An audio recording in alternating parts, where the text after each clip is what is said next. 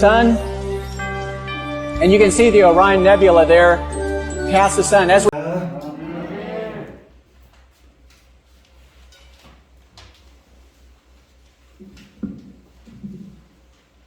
오늘은 지난 주간에 이어서 우리의 겉사람과 속사람에 대해서 좀 더 은혜의 시간을 갖도록 하겠습니다. 우리 신앙생활에서 이 겉사람과 속사람은 우리의 영혼과 직접적으로 관계가 있기 때문에 참 귀한 말씀이자 또 우리가 우리의 생활 자체에서도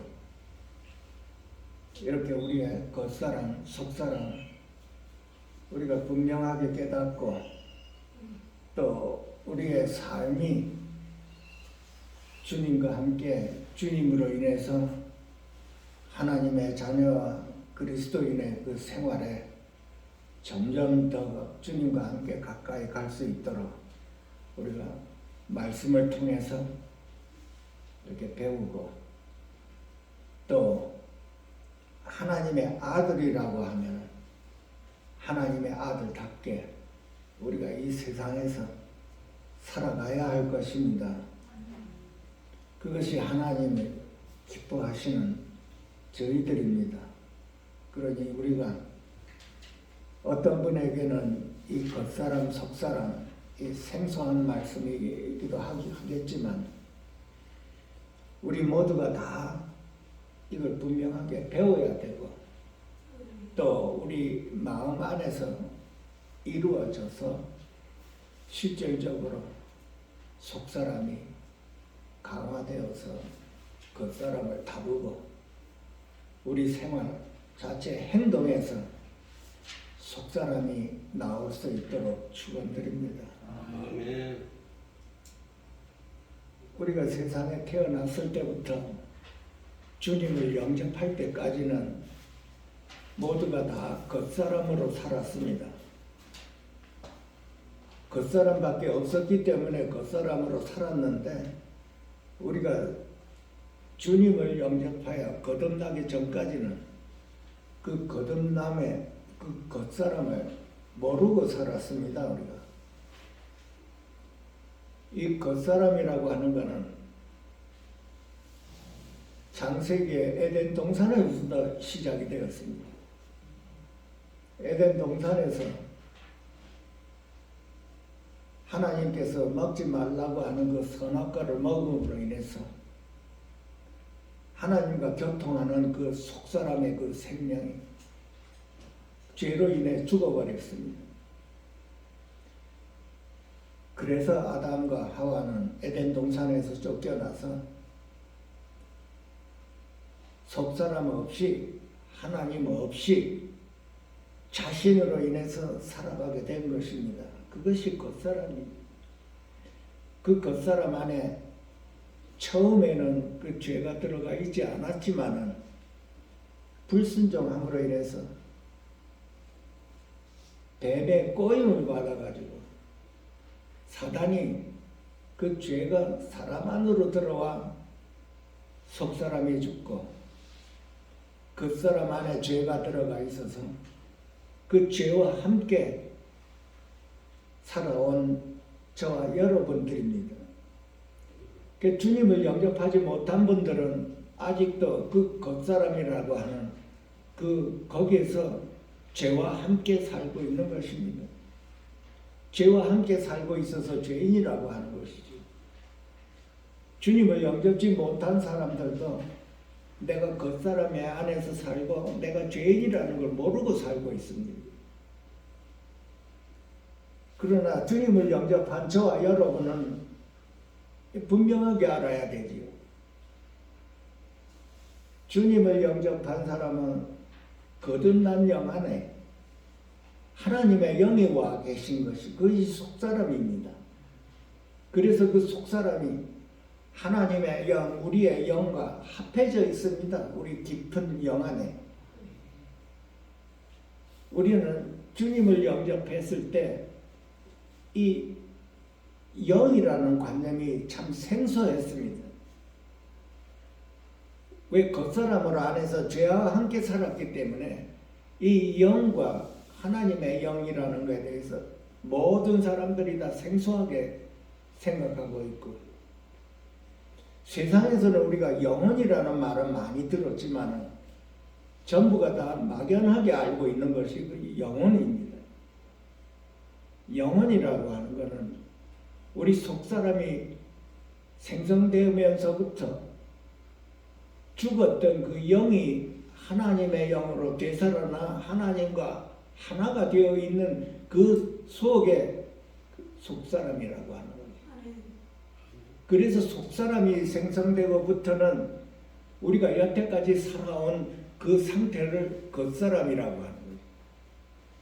그러니까 겉사람이 뭐냐 하면 우리가 여태까지 세상을 태어나서 살아온 매력 안에 우리 자신을 돌아보면 잘 알 수가 있는 것입니다. 그것이 성경적으로 말하면 혼이라고 하는 것입니다. 혼사람, 혼. 우리는 혼사람이었습니다.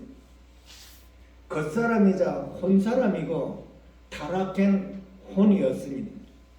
그래서 세상 사람들이 세상을 떠나면 혼이 돌아갔다고 얘기하죠.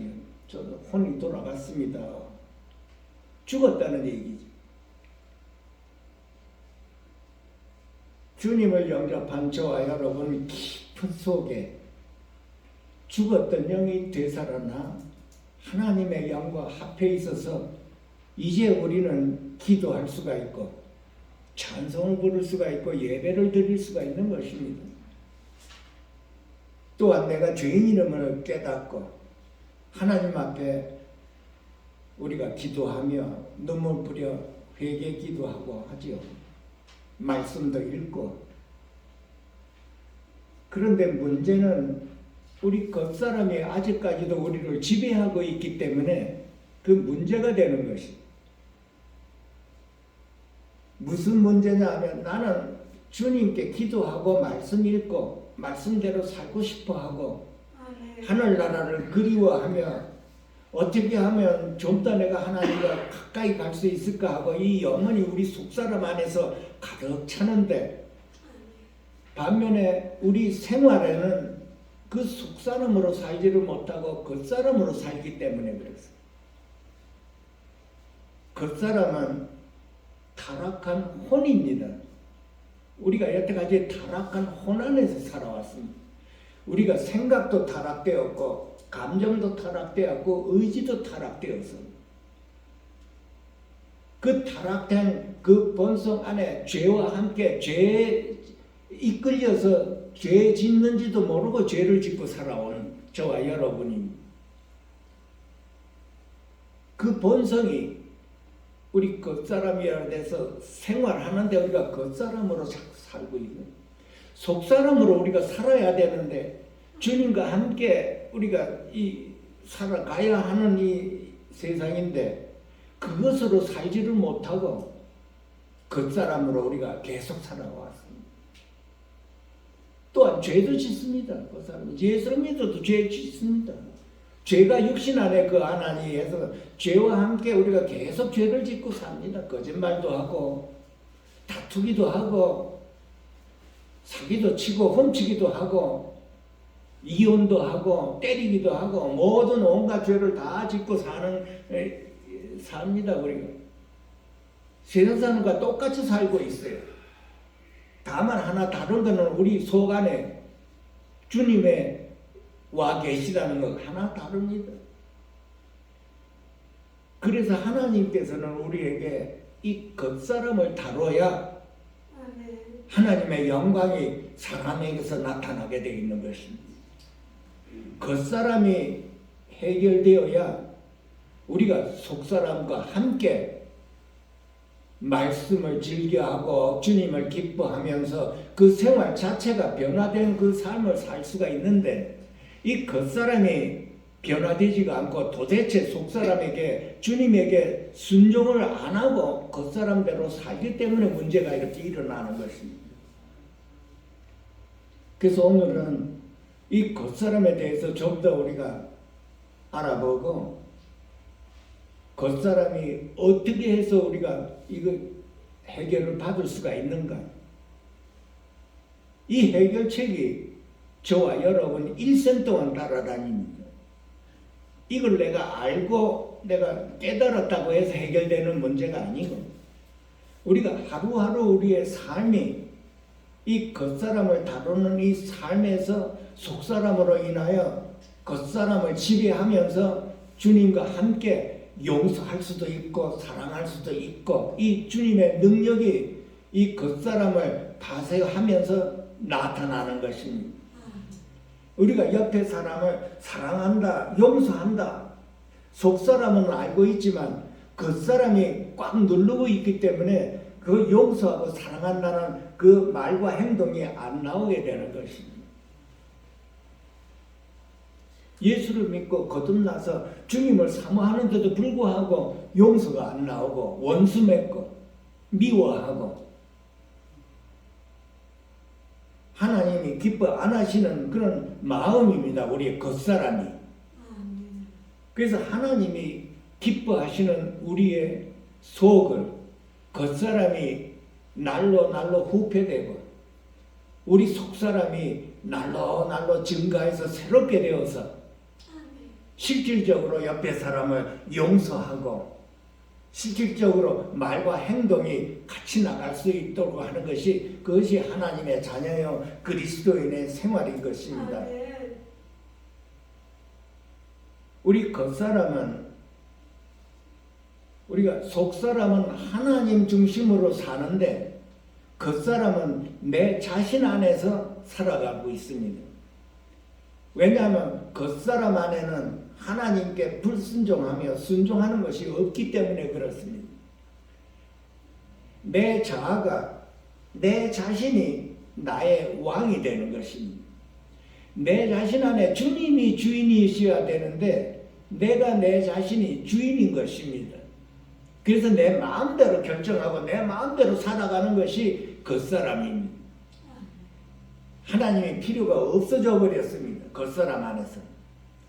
여태까지 우리가 그렇게 살아왔습니다. 하나님 없이 내 자신이 주인이 되어서 내가 원하면 무엇이든지 내 마음대로 내가 결정하고 살아왔습니다.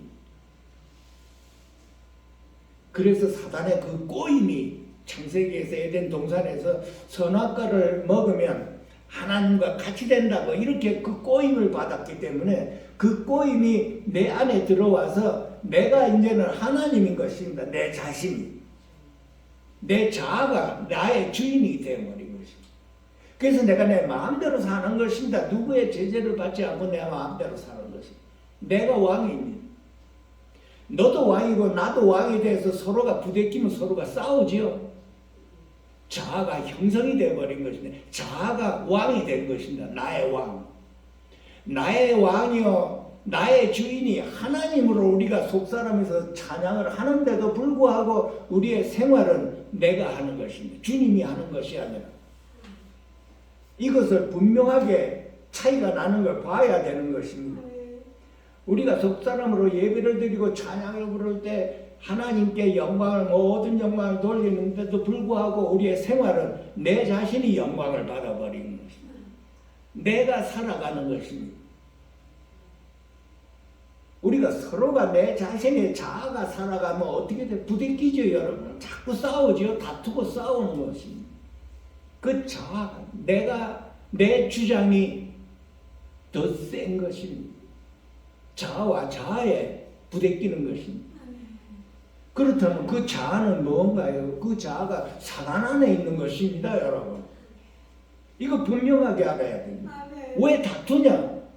주님 안에 속사람은 다투는 게 없습니다, 여러분. 전혀 없습니다, 주님 안에. 영 안에는 다툼이 없습니다. 혼 안에, 타락된 혼 안에서 다툼이 일어나고 싸움이 일어납니다. 나라와 나라가 왜 싸웁니까? 우리 사이에 옆 사람과 왜 싸우나요? 부부간에 남편과 아내가 왜 싸웁니까? 자식 간에 옆 사람과 사회에서 교회 기도가 왜 싸우는가요? 야고보서 4장의 1절에 보면 너희 중에 싸움이 어디로부터, 다툼이 어디로부터 나느냐? 너희 지체 중에 있는 싸움의 정욕으로부터 나는 것이 아니냐 그럽니다. 이 싸움의 정욕으로부터 난다고 그랬습니다. 싸움이니까 다툼이.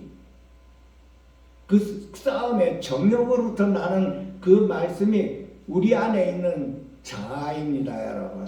우리 안에 있는 이 자아는 싸움의 정욕으로 가득 차 있고 사단으로 가득 차 있기 때문에 싸우는 것입니다. 아멘. 나를 프로텍트하기 위해 싸우지. 내 주관이 받아들여지지 않을 때 한마디 하고 두 마디 하고 세 마디 자꾸 다투게 되죠, 여러분. 내 주장이 강한 것입니다. 그게 자아로 살아왔습니다. 세상에 있는 사람들 다 자아로 살고 자신이 주인이 돼서 자신이 결정하고 다 살아오죠. 이 겉사람은 또한 지식으로 살아가는 것입니다. 내가 아는 것이 바로 나입니다. 에덴 동산에 두 나무가 있었죠. 선과 악을 알게 하는 지식나무가 있고 또 생명나무가 있었습니다. 생명나무는 생명으로 사는 것이고 지식나무는 지식으로 사는 것입니다. 지식과 생명과 여기에서 성경이 전부 나가는 것입니다. 이 두 노선입니다. 성경은. 지식으로 사는 사람이 있고 생명으로 사는 사람이 있고 자꾸 싸우죠. 그 표현이 바로 아벨과 가인의 제사입니다. 아벨과 가인. 아벨은 생명으로 주님이 기뻐하는 제사를 드렸고 가인은 내 자신이 좋아하는 걸로 제사를 드렸습니다. 내 자신은 똑같습니다. 아브라함과 야곱과 이삭의 그 모든 노선들이 하나님으로 살고 하나님을 기뻐하고 순종하며 사는 노선이 있고 내 자신의 힘으로 사는 노선이 있어요. 내 자신의 힘, 내 자신의 능력. 항상 내 자신의 능력이 주님으로 살고 생명으로 사는 사람을 핍박하고 살고 있습니다. 그것이 대표적으로 사도 바울의 예입니다. 사도 바울은 예수를 믿는 사람들을 핍박하죠. 핍박하고 살았습니다. 사도 바울이 바리새인 중에 바리새인이요 율법사의 율법사라고 했습니다. 하나님에 대해서 말씀을 율법을 누구보다도 잘 아는 사람이 그 사도 바울입니다. 그 사도 바울이 예수를 믿는 사람을 핍박했지요. 하나님이 사람 손에와 사람 안에서 생명이 된 걸 모르고 핍박을 했습니다. 지식으로 사는 사람, 율법으로 사는 사람, 옳고 그름으로 사는 사람이 그 예수를 믿고 예수가 내 안에 온 사람을 눈으로 못 보고 외모로 보니까 핍박을 하게 되는 거예요. 그 담에색에서 주님을 만나 180도로 변해버린 것입니다. 겉사람으로 사는 그 지식의 율법의 사람, 옳고 그름의 사람이 하나님을 그 빛을 보자마자 그 겉사람이 깨졌다 그러죠. 파쇄되어서 180도로 바뀌어서 주님을 보게 되는 것입니다. 우리 겉사람이 우리 안에 있는 속사람에 온 그 주님을 보지를 못하기 때문에 순종을 못하고 내 마음대로 사는 것입니다. 내가 왕입니다. 그러나 어느 날에 내 속사람에 온 그 주님을 봤을 때 그 겉사람이 180도로 변해버린 것입니다. 그것이 여러분들이 많이 들어왔던 깨졌다고 하는 깨졌다고 하는 겉사람이 금이 같다. 겉사람이 깨졌다. 아니면 겉사람이 파쇄되었다. 자아가 깨졌다. 뭐 이런 말 많이 들었죠. 우리의 문제는 영이 거듭나 하나님을 믿고 찬송하고 다 좋은데 그 하나님이 막연하다는 것입니다. 우리 자신을 돌아봐. 우리가 맨 처음에 주님을 영접했을 때 하나님이 살아계시면 분명히 아는데 그 하나님이 막연했다는 거예요.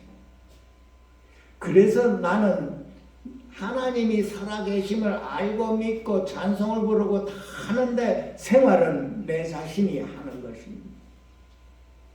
그것이 막연한 하나님을 믿기 때문에 그러는 것입니다. 만약에 우리의 혼이 살아계시는 그 하나님이 내 안에 와 계심을 봤다면 어떻게 되겠습니까? 그 금이 가죠. 하나님 앞에 하나님을 눈으로 보고 영 안에서 나를 계시는 그 주님, 나와 함께 계시는 그 주님을 내가 직접적으로 만났다 그러면 내 자아는 깨지고 금이 간 건 당연하죠. 생각이 180도로 바뀌어지는 게 당연한 얘기죠.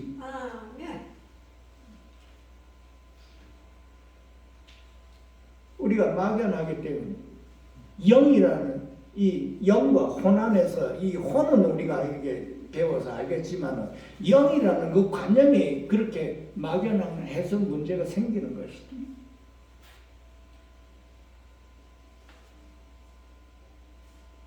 우리 모두가 다 영이 거듭나 모두가 다 주님에 대한 간절함이 있는 분들도 많습니다. 하나님을 추구하고 간절하고 내 자신을 돌아봐서 나는 왜 주님께 더 못 붙고 더 이렇게 찾지 못한 간절함이 안 생기는가 하는 분들도 참 많습니다. 내 겉사람이 너무 강해서 그렇습니다. 하나님께서 내가 너와 함께함이라 요한복음 14장에 보면은 요한복음에는 거진 다 주님이 내 안에 내가 주님 안에 이 말씀이 거진 많이 들어가 있습니다. 그 14장 20절에 보면은 그날에 내가 아버지 안에 너희가 내 안에 내가 너희 안에 있는 것을 너희가 알리라 이렇게 말씀해요. 그런데 우리 겉사람은 이것이 말씀이 있긴 있는데 도대체 이 말씀이 실질적으로 내 마음 안에 와서 생명이 안 이루어지는 것이 문제가 되는 것은 문제는 내 겉사람 안에 있기 때문에 그렇습니다. 주님은 분명하게 내 속 안에 내 영 안에 함께 나와 계시는데 나는 왜 그분이 막연한가? 우리의 겉사람이 보이는 것으로 살고 우리가 겉사람의 행동으로 세상에 너무 젖어들어 있기 때문에 그렇습니다. 저는 맨 처음에 저 멀리 있는 하나님 참 부르짖기도 많이 부르짖었습니다. 저 멀리 있는 하나님이 이제 막연한 것입니다. 하나님이 살아계심이 믿어지긴 강하게 믿어지는데 그 하나님이 막연한 것입니다. 그래서 먼 하늘 구름만 보고 막 그냥 또 이렇게 기도를 하고 부르짖고 기도하고 부르짖고 기도하고 참 간절했습니다. 또한 영이라는 이 말이 그때는 참 너무나 내 관념 안에 들어오지를 않았습니다. 영혼이라는 이 말에 너무 막연한 것이지. 그래서 많은 사람들이 참 기도원에 와서 부르짖고 나가서 생활을 하고 부르짖고 나가서 이렇게 해도 변화가 안 일어나는 것입니다. 이 겉사람과 속사람에 대해서 분명한 이 깨달음이 없기 때문에 그렇습니다. 우리 영혼에 대한 이 분명한 깨달음이 없고 이것이 막연하기 때문에 그렇습니다. 우리 영혼이 막연하다. 왜 우리의 영혼이 막연해야 됩니까? 여러분 한번 내 자신을 돌아봐. 이것이 성경 전체 우리 인생의 주님을 영접하고 나서 이 모든 것이 우리 영혼과 관계가 되는 것입니다. 우리 영혼이 육체를 빠져나가 천국에 가고 하늘나라에 가는 것인데 이 영혼에 대해서 우리가 이 관념이 별로 안 들어오고 있습니다. 그래서 많은 문제들이 일어나는 것입니다. 그 문제들이 다 초점이 어디가 있나요? 이 겉사람 안에 와 있습니다. 겉사람이 근이 가지 않은 상태에서 있는 것입니다. 이 겉사람의 상태를 우리가 또 내 자신을 돌아봐야 하는 것이지. 겉사람에 대해서 이게 또 표현한 것이 요한일서에 나와 있습니다. 요한일서 2장 16절에 보면 그 16절에는 이 세상에 있는 모든 것이 육신의 정욕과 안목의 정욕과 이생의 자랑이니 다 아버지로부터 온 것이 아니고 세상으로부터 왔다고 그랬습니다. 저와 여러분 안에 있는 이 겉사람, 여태까지 살아온 그 내력 안에 육체에 속한, 육신에 속한 그 겉사람 안에는 육신의 정욕과 안목의 정욕과 이생의 자랑으로 꽉 차 있다고 하는 것입니다. 세상으로부터 온 것이 아니라 우리 겉사람 안에 와 있는 것입니다. 세상이 우리 안에 와, 겉사람 안에 와 있는 것이지. 하나님의 말씀은 내 자신을 돌아봐야 되는데 자꾸 이 하나님의 말씀을 가지고 옆 사람 보고 손가락질 하거든요. 하나님의 말씀은 나에게 주어진 말씀이지. 내 안에, 내 겉사람 안에 육체의 정욕이 있고 안목의 정욕이 있으며 이생의 자랑이 다 들어가 있는 상태입니다. 이것을 하나님께서는 파쇄하는 것입니다. 어떻게 파쇄하나요? 이것 때문에 걸림돌이 되어서 우리 속사 하나님을 살지를 못하기 때문에 그런 것입니다. 옆에 사람을 도대체 용서를 못하는 그 현상이 일어나요. 예수를 믿고 간절히 눈물 뿌려 기도하고 이런 모습이 있는데도 불구하고 옆 사람을 용서를 못하는 것이죠. 세상 사람들이 볼 때 참 어떻게 보겠습니까 이거를? 우리가 다 이 문제를 놓고 우리가 기도하고 하나님 앞에 내 자신을 돌아봐 고쳐져야 할 부분입니다. 우리 모두가 다 회개 많이 하며 주님 앞에 간절히 붙어야 되는 것이 이 문제의 겉사람의 문제인 겁니다. 왜 내가 변화되지를 못하고 내가 왜 옆에 사람을 용서하지 못하고 원수를 맺고 사람마다 다 싸투고 원수 맺느냐.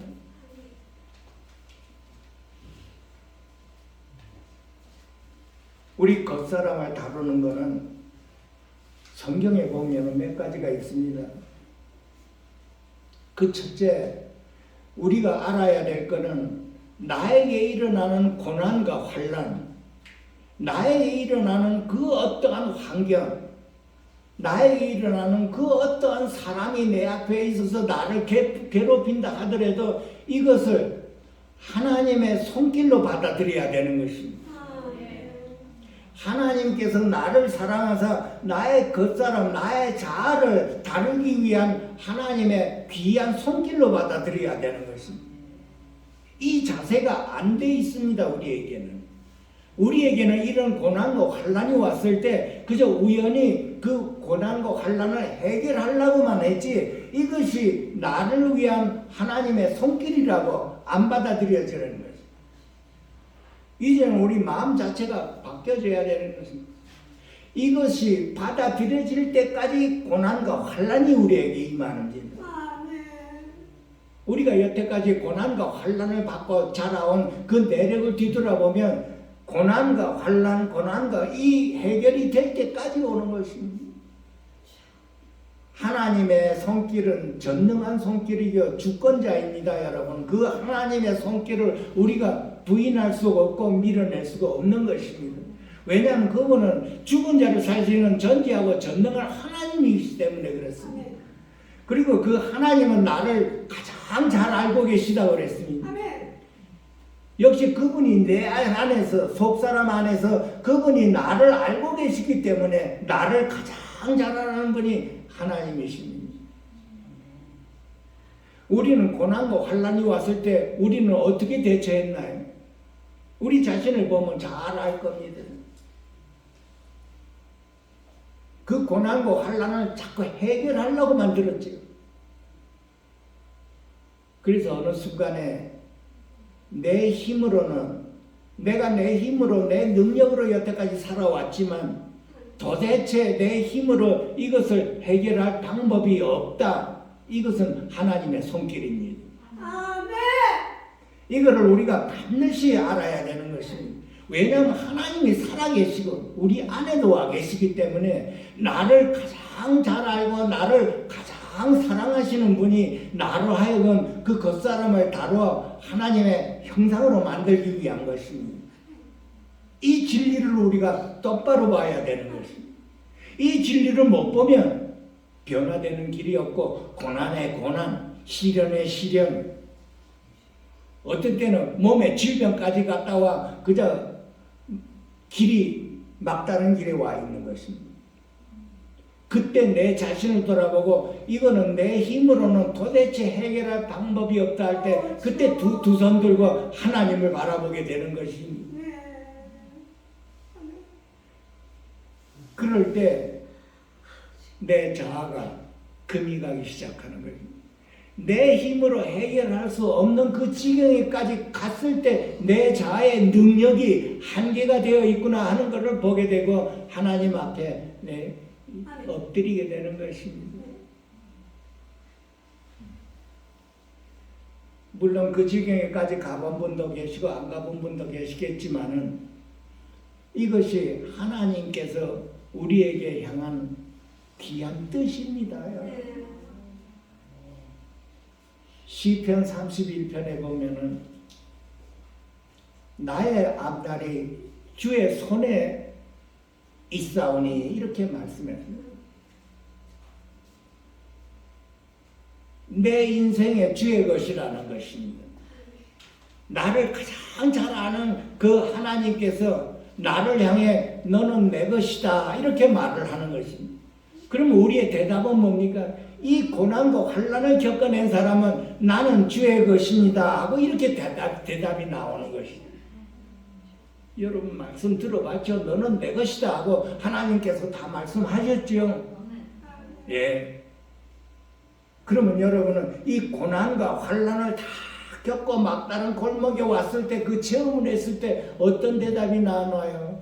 주여 나는 주의 것입니다. 내 인생은 주님 것입니다. 나는 주의 것입니다. 주 예수.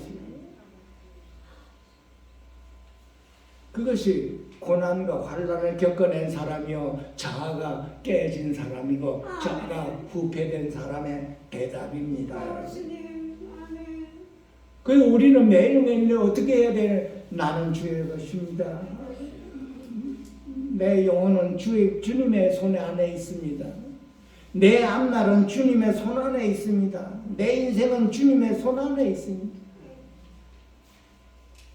이것이 머리가 아니고 마음 깊은 데서 마음이 활짝 열려 말이 확 나와야 그 생명이 나오는 것입니다.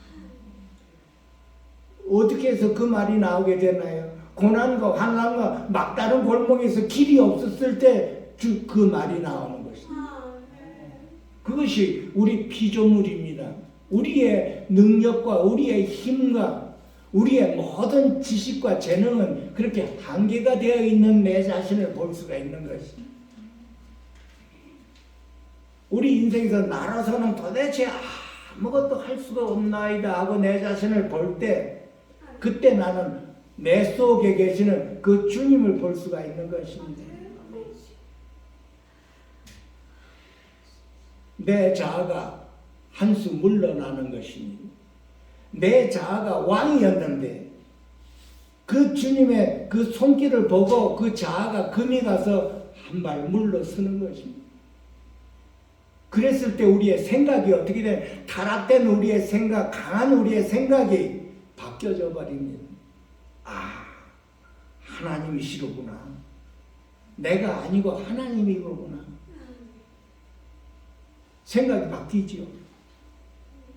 하늘 높은 줄 모르고 내 자아가 높았는데 내 마음대로 내 원대로 싸우고 다 했는데 무릎을 꿇어본 적이 없는데 그 빛을 딱 본 순간에 우리의 생각이 180도로 그냥 금이 가버린 거예요. 아, 주님이시로구나.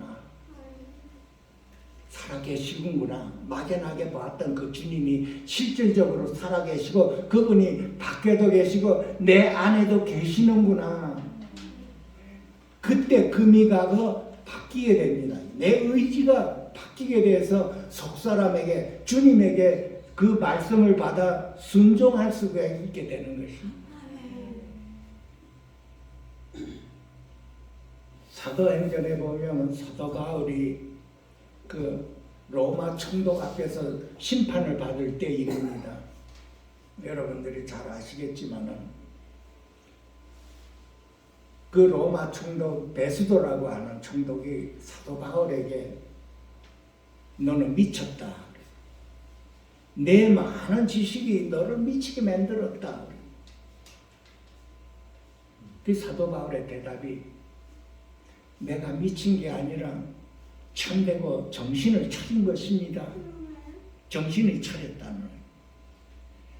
내 겉사람이 내 마음대로 주님을 모르고 활개치고 다닐 때 다메섹에서 그 주님을 만났을 때 정신이 들었다는 것입니다. 정신이 들지 않고 살았는데 주님을 만나고 나서 정신이 들었다는 얘기입니다. 정신이 차려졌다고 하는 겁니다. 우리 겉사람이 내 마음대로 살다가 어느 순간에 내 안에 온 그 주님이 살아계심을 알았을 때 그 빛비춤 안에서 우리의 생각이 그 쇳덩어리 같은 생각과 감정과 그 이성이 그냥 바뀌어버리는 것입니다. 살아계십니다. 내 마음대로 이 야생마 같이 살아온 나이가 그 빛을 보는 순간에 그 자아가 꺾어져 버립니다. 그것은 고난당한 것이 너에게 유익이라 이 말씀이 응해지지요. 시편에 보면 119편에 67편에 나와 있습니다. 고난당하기 전에는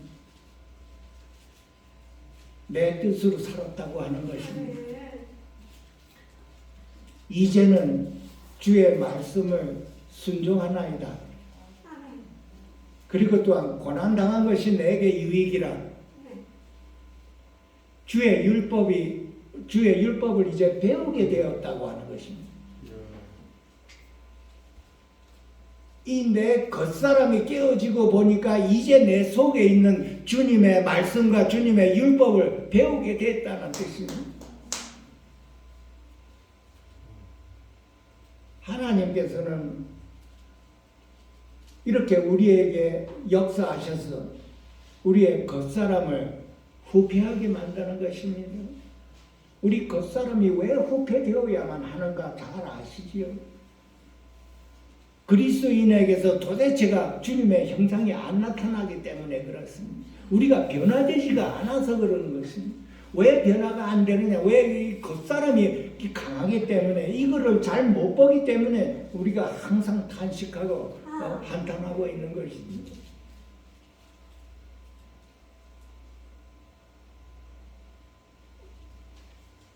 우리가 잠시 받는 환난에 경한 것이라고 그랬습니다. 오늘 말씀의 주제는 우리가 받는 환난에 경한 것이라고 하면은 영원한 것에 비하면 우리가 받는 일생에 70, 80년 동안 받는 그 환난은 잠시 받는 환난이라고 했습니다. 그 잠시 받는 그 환난으로 인해서 그것이 우리에게, 우리의 영혼에게, 겉사람과 속사람의 그 영혼에게 지극히 크고 영원한 영광을 이루게 하기 위함이라고 그런 것입니다. 그러니까 우리가 이 하나님의 말씀을 인해서 이 말씀을 받아들이면 우리가 받는 환난과 고난, 그 고난이 임했을 때 우리는 마음의 자세가 어떻게 돼야 되는 것입니까? 주님께서 나를 사랑하셔서 나의 영혼을 지극히 크고 영원한 영광의 그 중한 것을 이루게 하시기 위함이로구나. 우리가 이렇게 받아들여야 되는 것입니다. 근데 이것을 처음부터 어떻게 받아들이나요? 우리가 항상 그 대가를 지불하고 이 말씀을 배웁니다. 우리의 환난과 고난 그 대가를 지불하고서 이 그 말씀을 배우는 것입니다. 환난의 대가. 아무런 대가 환난이 없을 때는 영원한 영광이 우리에게 임한다고는 볼 수가 없는 것입니다.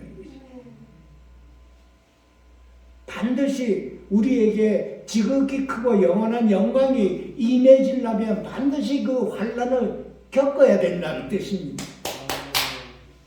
우리의 겉사람을 보면 알지요. 나의 겉사람. 나의 겉사람이 어떤 상태에 있는가를 우리가 내 자신을 돌아볼 수가 있으면 이 말씀이 어떤 말씀인지 알 수가 있는 것입니다. 고난과 환난을 통해서 이 겉사람을 깨버리는 이 다름을 받는 그 길밖에는 없구나 하는 걸 봐야 되는 거예요. 우리가 스스로 이것을 바꿔놓을 수가 있나요? 하나님의 영으로부터, 하나님으로부터, 성령님으로 인해서 우리를 다루시는 것입니다. 나를 다루시는 것은 내 자신이 아니고 내가 어떻게 해서든지 내 힘으로 다루는 것이 아니라 성령으로 인해서 내 겉사람을 다루는 것입니다. 그래서 우리가 모든 영광을 주님께 돌려드리는 그 말씀이 바로 여기서 나오는 것입니다. 나는 내 자신이 스스로 변할 수가 없습니다. 주님께서 도와주셔야 되는 것입니다. 내 자아가 만나는 사람마다 다툼이 일어나고 싸움이 일어난다고 합니다. 내 자아가 나의 주인이기 때문에 도대체 물러설 수가 없는 내 자아입니다. 그러니까 이렇게 강한 의지가 있는 사람은 만나는 사람마다 다툼이 일어나는 것입니다. 그 하나님께 기도하지요. 하나님 아버지, 나의 이 강한 자아, 강한 의지를 고쳐주고 도와주시옵소서 하고 기도하지 않습니까? 내 자아가 강하다고 쇳덩어리 돌처럼 강하다고 아는 그 자체가 복입니다. 이거 자체가 모르면은 더 큰 환난과 더 큰 고난이 임하지요. 그러나 이것을 알고 하나님께 고쳐달라고 기도할 수 있는 그 자체가 복인 것입니다, 여러분. 그러니까 이 기도하면 기도의 응답이 어떻게 오나요? 나보다 더 큰 자아, 나보다 더 큰 쇳덩어리 같은 사람들을 자꾸 붙여주신다, 이렇게. 나는 내 의지가 강한 줄 아는데 나보다 더 큰 의지에 사람을 붙여놓는 것입니다. 그래서 그 사람들 만날 때마다 다투고 하다가 결국은 내 자아가 그 사람을 못 당할 때 거꾸러지는 것이죠. 10사람이면 10사람 다 다투면 문제가 어디 있나요? 나한테 있는 것입니다. 내 자아가 그렇게 강한 것입니다. 이것을 볼 수 있는 그 눈이 복된 눈입니다, 여러분. 이걸 모르는 사람, 내가 그렇게 강한 줄을 모르는 사람이 대박입니다. 하나님의 은혜로 내가 내 자신을 볼 수가 있는 것이 축복이지요. 그래서 기도할 수가 있는 것입니다. 내가 이렇게 의지가 강한 나 자신을 보고 하나님 앞에 한탄스럽고 눈물 뿌려 기도하지 않습니까? 간절히 기도합니다. 그런데 그 기도의 응답이 십자가로 이렇게 오는 줄은 모르고 있는 것이지. 그거 배워야 되는 것입니다. 베드로가 감옥에 있을 때 그 사람들이, 제자들이 다 기도했죠. 베드로 나오게 해달라고. 한참 기도했을 때 베드로가 대문을 두들기는 나가보니까 베드로가 왔거든요. 감옥에 있어야 할 베드로가 감옥에 나와서 문 밖에서 문을 두들기고 있어서 다들 믿지를 못했습니다. 간절히 내가 기도를 하고 기도의 응답이 왔는데도 믿지를 못하는 거 아니에요. 내 자아가 강한 걸 그렇게 알고 간절히 기도해서 응답이 이렇게 왔는데도 불구하고 이거를 모르고 있는 것입니다. 하나님을 믿으셔야 되는 것입니다. 살아계시는 분이 밖에도 계시고 내 안에도 계신 분을 믿으셔야 되는 것입니다. 이것이 우리 영혼을 잘되게 하는 것입니다, 여러분. 요한일서의 2장 16절에 사랑하는 자여, 내 영혼이 잘된 같이 내가 범사에 잘되고 강건하기를 내가 간구하노라. 우리 영혼이 잘되는, 영혼이 잘되는 것은 우리 속사람과 겉사람이 잘돼야 되는 것입니다. 사람이, 우리의 영혼이 육체를 떠나 나고 내가, 여러분 잘 아시죠? 누가복음 16장에 부자와 나사로가 있죠. 예수님께서 그 저쪽 편에 있는 그 말씀을 비유로 말씀한 것이 아닙니다. 부자와 나사렛 실제로 있던 얘기를 예수님께서 우리에게 들려주신 것입니다. 영혼이 그대로 간 것입니다. 우리가 여기서 느끼고 이렇게 이 감각적으로 느끼고 하는 이 말과 눈으로 보고 다 그대로 우리 영혼이 낙원에 가고 음부에 갔다는 얘기입니다. 우리가 이것을 심각하게 받아들여야 되는 것입니다. 지금 우리의 이 상태로 그대로 낙원에 가고 그대로 음부에 간다는 뜻입니다. 우리의 생각과 감정과 이 이성이 그대로 인격적으로 남아있다는 것은 우리 영혼에 아브라함 품에 이 안겨있는 나사로와 또 부자와 구렁이에서 서로 대화하고 어우하고 이 음부에 있는 이 부자는 뜨겁고 불길에 뜨거워서 목이 마르는 걸 다 느끼고 있는 것이지. 아브라함 품에 있는 나사로는 그 모든 것을 다 느끼고 생각하고 있는 것입니다. 그래서 그 부자는 음부에서 아브라함에게 부탁을 했어요. 내 형제 5이 있는데 나사로를 살려내서 부활시켜서 그 내 형제들에게 가서 예수를 믿으라고 좀 전해달라고 이렇게 부탁을 했는데 아브라함이 그 거절을 했습니다. 지상에는 이 말씀가 있고 율법이 있으니 선지자들의 이런 적여놓은 것이 있으니 그것을 믿지 못하면 나사로가 살아서 간다 하더라도 못 믿는다는 뜻입니다. 우리 영혼의 생각과 감정과 그 의지가 그대로 낙원에 가고 음부에 갔다는 얘기입니다. 우리가 죽으면 영혼이 빠져나가 그냥 이 상태가 변화돼서 가는 게 아니라 그 인격적으로 그대로 갔다는 뜻입니다. 이 뜻이. 우리의 영혼은 우리의 속사람을 우리는 이제 이 겉사람이 파쇄되어서 속사람으로 하여금 이 겉사람을 잘 다스려가지고 우리의 영혼이 범사에 잘 될 수 있도록 우리가 노력을 해야 되는 것이지. 그러기 위해서는 우리는 밤낮 어떻게 돼야 되느냐. 우리의 겉사람이 꼭 파쇄가 되어서 우리가 주님을 봐야 되는, 만나야 된다는 뜻입니다. 주님이 나와 함께 있는 것을 우리가 반드시 내 몸과 마음과 뜻을 다해 이것을 믿어야 받아들여야 된다는 뜻입니다. 그래서 그 뜻이 우리의 혼이 파쇄가 되고 혼사람이 금이 간 이 상태는 이제 주님과 함께 나와 함께 계시는 그 주님과 함께 살아가는 것입니다. 이것이 주님과 함께 살아간다는 그 뜻은 나를 부인할 수가 있는 것입니다. 주님이 살아계시는데 내가 내 주장을 내세울 거 없다는 뜻이죠. 그것이 인격적으로 만난 주님이십니다. 주님을 만난 자는 내 주관을 내세울 수가 없습니다. 자아가 부인하게 되지. 내 자아를 항상 주님 앞에서 부인하게 돼. 자아가 파쇄가 된 사람은 항상 주님 면전에서 그것을 나를 부인하게 되는 거죠. 그래서 주님이 그러지 나를 따라오거든 너를 내 자신을 부인하고 내 십자가를 지고 그러고 나를 따라오라고 한 것입니다. 주님을 만난 자, 내 안에서 주님을 만난 자는 자연히 나를 부인하게 돼. 부인하지 말라고 그래도 부인하게 되어 있습니다. 자연히. 내 자신을, 내 자아를 부인하는 사람은 아름다운 표현이 나온다고 그랬습니다.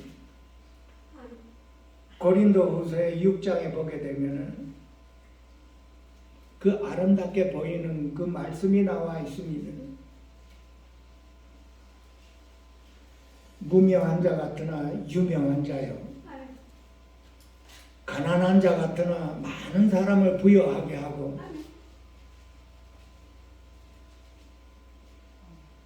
아무것도 가진 것이 없으나 모든 것을 가졌다고 했습니다. 아름다운 표현이죠. 베드로서는 3장에 나와 있습니다. 마음에 숨은 사람, 속사람, 아름답게 단장이 되어서 그 영이 겉사람을 뚫고 나온 그 표현이 아름답다고 했습니다. 여러분 한번 상상을 해보십시오. 이래도 아멘, 저래도 아멘, 모든 걸 다 주님의 손길로 받아들여 아멘, 아멘. 우리의 겉사람이 그렇게 변화되어야 되는 것입니다. 누구로 인해서? 우리와 함께 있는 성령님으로 인해서. 그 성령님이 나를 다루십니다, 여러분. 그래서 그 성령님으로 인도를 받는 그 사람은 하나님의 아들이라고 그런 것입니다. 로마서 8장 18절에 나와 있습니다. 무릇 하나님의 영으로 인도함을 받는 사람은 곧 하나님의 아들이라. 그래서 우리는 매 이 삶에서 주님의 인도함으로 우리가 살아야 되는 것입니다. 겉사람이 파쇄된 그 사람의 그 말과 행동을 이제는 하나님의 성령님의 인도함으로 아멘 하고 순종하며 살아가는 그 모습이 아름다운 모습이요 그리스도의 형상을 닮아가는 모습인 것입니다. 그 우리는 기도원 아닙니까? 이 넓은 기도원에 한적하고 참 기도할 때가 참 많습니다. 보면 이 성전 안에서도 기도할 수가 있지만 한적한 곳에 거기에서 내 자신을 돌아보고 하나님께 부르짖으며 내 마음을 활짝 열어 나는 주의 것입니다. 주님은 나와 함께 계시고 나는 주님과 함께 있습니다 하고 한날 아침 저녁 저녁을 한번 부르짖어 보십시오. 언젠가 내 속에 있는 그 주님이 찾아오실 겁니다. 하나님은 하나님 자신을 우리에게 보여주기를 원한다고 했습니다. 우리가 구하지 않았다고 했습니다.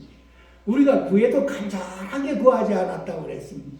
얼마나 내 자신이 내 영혼이 간절하겠습니까? 하나님이 내 안에 계시고 내가 하나님에 계시고 하나님과 함께 우리가 생활하는 이것이 우리 인생의 최고의 복이라고 했습니다. 태어난 보람이 있다고 그랬습니다. 욥은 고난을 받을 때 내 태어난 것을 저주했다고 했습니다. 그러나 주님을 만난 자는 태어난 보람을 느끼고 인생의 최고의 축복을 누린다고 그랬습니다. 이 겉사람이 깨어진 사람은 이 사도 바울처럼 고백이 있습니다. 그러나 무엇이든지 내게 유익하던 것을 그리스도를 위해 다 해로 여길 뿐더러 또한 모든 것을 해로 여기면 내 주 그리스도를 아는 지식이 가장 고상함을 인함이나 내가 그를 위하여 모든 것을 버리고 배설물로 여기면 그리스도를 만나고 하나가 되기 위함이라. 이 겉사람 안에 이 파쇄가 된 사람은 모든 것을 다 잃어버리겠다고 하는 것입니다. 내 것이라고 내게 유익이 된 것을 모든 걸 다 배설물로 여긴다고 그랬습니다. 주님과 하나가 되기 여겨야 합니다. 그것이 최고의 복을 깨달은 것입니다. 그래서 우리는 매일매일 제일 기본이 되는 것이 우리 신앙생활의 제일 기본이 되고 축복이 되는 것이 주님이 내 안에 와 계시고 내가 주님 안에서 주님의 인도함으로 내가 하루하루 나를 부인하고 사는 것입니다. 이것이 하나님의 자녀요 그리스도인이요 그리스도의 축복을 누리는 것이 바로 이 진리 안에 있는 것입니다. 저와 여러분 오늘 귀한 말씀을 통해서 우리 모두가 다 주님과 함께 축복을 누리며 우리 영혼이 잘되며 범사에 잘 될 수 있도록 축복드립니다. 기도하겠습니다. 살아계시는 하나님 아버지, 오늘도 이렇게 귀한 말씀 주시고 인도하여 주심을 감사드립니다. 항상 부족한 저희들 겉사람으로 사는 저희들에게 하나님께서 더욱더 인도하여 주셔서 겉사람과 속사람이 하나가 되어 모든 영광을 주님 앞에 돌리며 우리 피조물 이 죄인 안에서 하나님의 영광이 나타날 수 있도록 축복하여 주시옵소서. 귀하신 예수님의 이름으로 감사하며 축복하며 기도하옵나이다. 아멘.